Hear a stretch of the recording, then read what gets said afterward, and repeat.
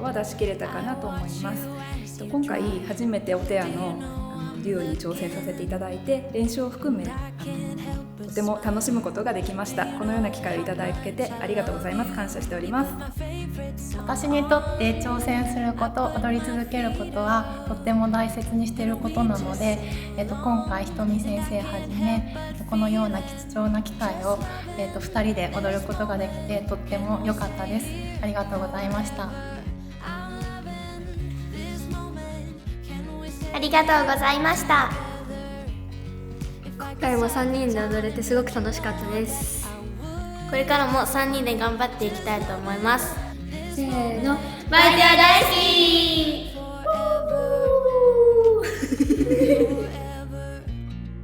今回このような貴重な機会をいただけて本当にありがとうございました。またイベントで踊れるようになった時には皆さんにお会いできるのを楽しみにしています。よろしくお願いします。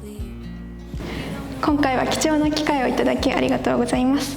衣装を着てこうやって踊るのは約4年ぶりなんですけど、この4年間ですごいいろんなことが環境が変わったりして込み上げてくる思いがたくさんあったんですけど、そのいろんな感情を表現できたと思うので、ぜひ見てください。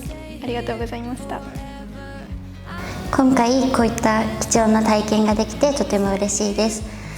今回綺麗な人魚をイメージして踊ったのでたくさん見てほしいですし、これからもバイテアを応援してくださると嬉しいです。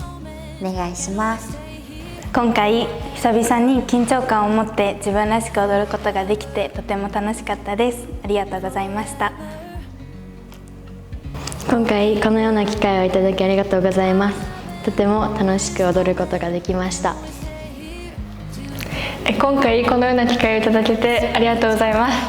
久々に衣装を着て楽しく踊ることができました。ありがとうございました。今回初めての経験で最初はとても緊張しましたが、最後はとても楽しく踊ることができました。外で踊る機会ができましたらまた見に来てください。今回この状況下の中でたくさん練習して踊ることができて本当に嬉しかったです。ありがとうございました。バイテアの丹下ひとみと申します。今日はこんな、大変な、時期ですけれども、撮影のお話をいただいて、バイテアでは1年ぐらいイベントの方を控えさせていただいて、今日久しぶりに皆さん、生徒みんなで一緒に集まって、ショーをすることが、一人のソロですけれどもさせていただくことができました。キラキラ輝くみんなの姿を見ることが私はすごく幸せを感じています。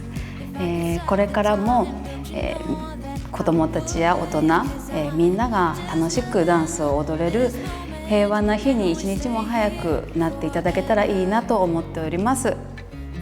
今日はありがとうございました。